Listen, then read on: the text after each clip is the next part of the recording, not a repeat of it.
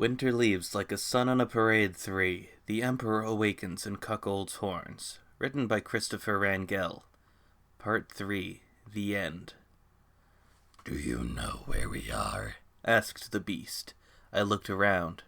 It's a forest. "Yes, it is," said the beast as he looked around. "But it is not the one you are thinking of, and I am not the beast you thought I was." But I don't know any other beasts like you. The beast chuckled. "Do you know what you have to do?" No, I don't. What are you talking about? "Ha ha ha ha," laughed the beast, and he turned around. "Beast!" I shouted. There was no answer, of course, so I journeyed into the forest. It was very dark in the forest, and I can feel that things were staring at me from the shadows. I jumped from godbeam to stay in the light, but it was a harder thing to do than jumping through 25 flaming gorillas at the county zoo that haven't had enough to eat. There was a small pool of water amid the trees. When I looked in the pool, I saw the internet. I stepped away, not sure what to make of that. The darkness far outweighed the light here, but there was still light, just as there is a little light in the darkness. I trudged onwards. The grass was still growing here, comforting but odd. There was a small cabin in a clearing in the woods, but once I made it to the clearing, while I hoped to stand in the sunlight, the day quickly switched to night. I knocked on the cabin door. "Hello?" came a voice from inside. "Hi," I said. "It's Chris." The door opened, but the cabin was empty. Not a speck of life. I walked inside and found a cozy straw couch. I sat on the couch and looked at the floor. The door closed, and I knew I was stuck here. For a while, at least. In the air, energy floated around, and I thought I could see millions of small pixies fucking. Whole lot of fucking energy in here, I laughed to myself. I sighed. I tried thinking of everyone that made me happy, but it only brought along feelings of pain inside me. This place had hollowed the feelings I associated with them. I walked over to the window. The moon was full. That was something at least. Someone knocked on the cabin door. "Hello?" I said. "Hi," said the voice. "It's Chris." I opened the door, but no one was there. The door was open, though, so I seized the opportunity to step outside. Oh, but I had to lock the door before leaving. I reached into my pocket and pulled out my key, then locked the door behind me. I continued walking through the forest. There was a river I walked alongside for a while. I enjoyed the sound of the water tumbling over the rocks.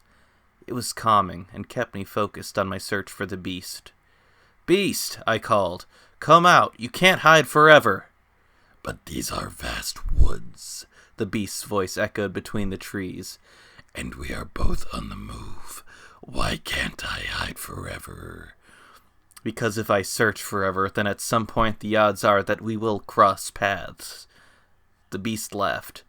"Maybe you would find me if you had forever, but I am still decaying that other world, and when it's gone you will have nowhere else to stay except for here."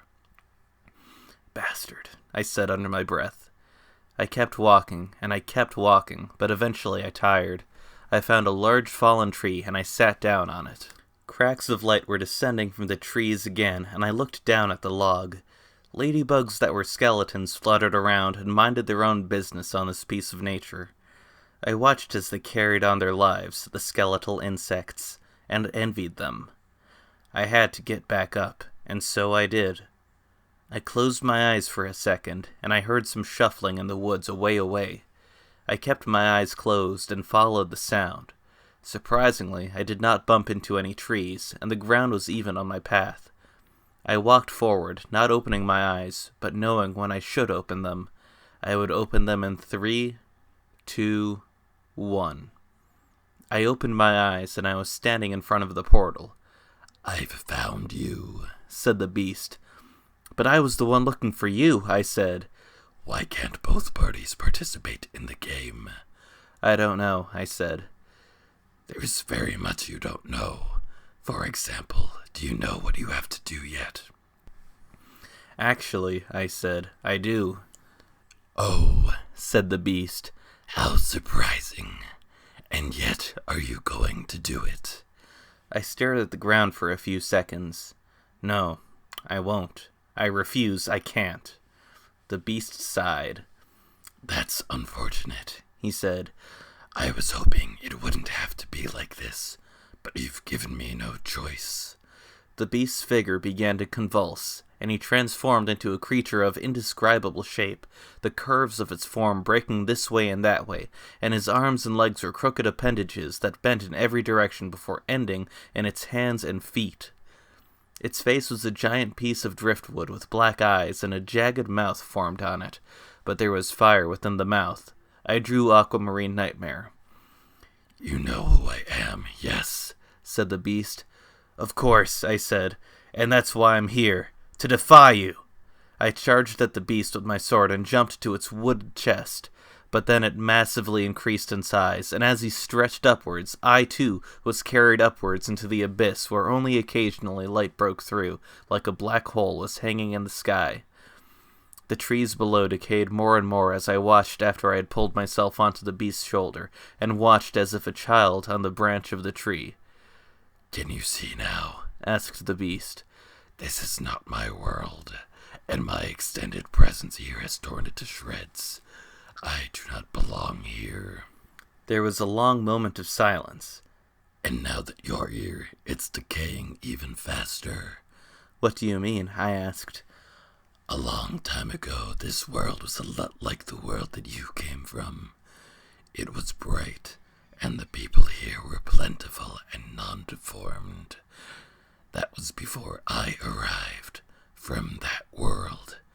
This place was similar but different. It was good enough for me, someone who wanted to escape from that world no matter the cost. But as I stayed here for too long, I saw that I was beginning to change. I saw that the world was beginning to change. The people were reverting to a more feral state, and they began fighting each other, and the winner would wear the loser's skin upon victory. I just let this happen. That was just what this world was, I thought, and this was not that world. But soon this world will crumble completely. I'm not telling you this to ask for your help. It is already too late for me here, but you don't belong in that world. You must go back to where you came from before it is too late. But I can't, I said. I don't want to. I see, said the beast. You have learned nothing from my story. He shrank down to his original size, and my feet reconnected to the ground. I pulled my sword from the beast and stepped away. I don't want to fight you, said the beast, but I'm afraid I must. I must defeat you, then destroy our worlds. It is the only thing I can do for you. He picked me up and threw me out the portal. Everyone was still standing around the force field, watching me. The beast, still in the world he had corrupted, drew his sword of darkness. Now let's end this, said the beast, and we both charged at each other, and our swords clashed right in the portal. There was a blinding flash of light, and when my vision regained, I found myself standing on a gray circle the size of the force field that was around the portal. But there was a golden, cloudy, swirling dome around us. Where are we? I asked. This is all that remains of the two worlds, said the beast. Our energy, combined with the energy of the portal, shrunk it all down to this. If I win, then this world disappears, and you return to yours. But if you win, well, I guess I won't be able to do much. He stood in the center of the dome and raised his sword, and a great blast of light emerged from the top of the dome and shot into him. His wooden exterior cracked off of him, and the darkness dissipated from his sword. The person standing before me had white hair and an orange-gold sword. I am Risk, and I shall purge you from my world. I'm not going back, I roared. We ran towards each other, our swords clashing. We kept parrying, neither of us able to land a hit on the other. It carried on for what felt like hours, and we tired at the same pace. Our strength was equally matched, and eventually we both stopped, bent over, and panted. Just give up, he said. Give up? I repeated. Give up? Give up? I mustered all of my energy and ran right towards Risk, and he looked up just as I stabbed him upwards, carrying him in the air with my sword. "Right," said Risk. "I guess I was at a disadvantage from the start." The dome disappeared, and I was back in the battlefield, all of my friends around me, cheering. I looked up in horror at Risk as he hung in the air from my sword like a shish kebab. "Remember what I said," said Risk before he slowly vaporized into smaller particle.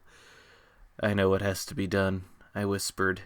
I sheathed Aquamarine Nightmare and turned to my army. "It's over," I said.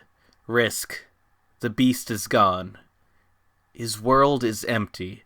We have nothing left to do here. Let's go home." Ringo Starr gave me a car, and I drove home, with May, Zack, and Roxas along as passengers. It was a silent ride, and a feeling of emptiness grew inside my stomach. I opened the door to my house, and May and I made our way to the living room. "About damn time," said Kamina. "This baby's been a hassle and a half. Who the hell do you think I am?" May laughed. I smiled, half amused. 1 year later. It had been a year since the end of the Skinwalker War, and the world was actually a little bleaker than it had been during. It was bleak even for a winter. Nonetheless, there was a parade to celebrate the occasion. It stretched out maybe a mile, and I watched all of it with May, Zack, Roxas, and Claudio Sanchez Rangel. Claudio Sanchez could walk now, but during the parade he wanted to run. In fact, he ran after the end of the parade. "Claudio!" I yelled. Then Zack laughed and picked up a flower that had emerged from the snow. "It's just like the old saying goes," said Zack. "Winter leaves like a sun in a parade." Finn.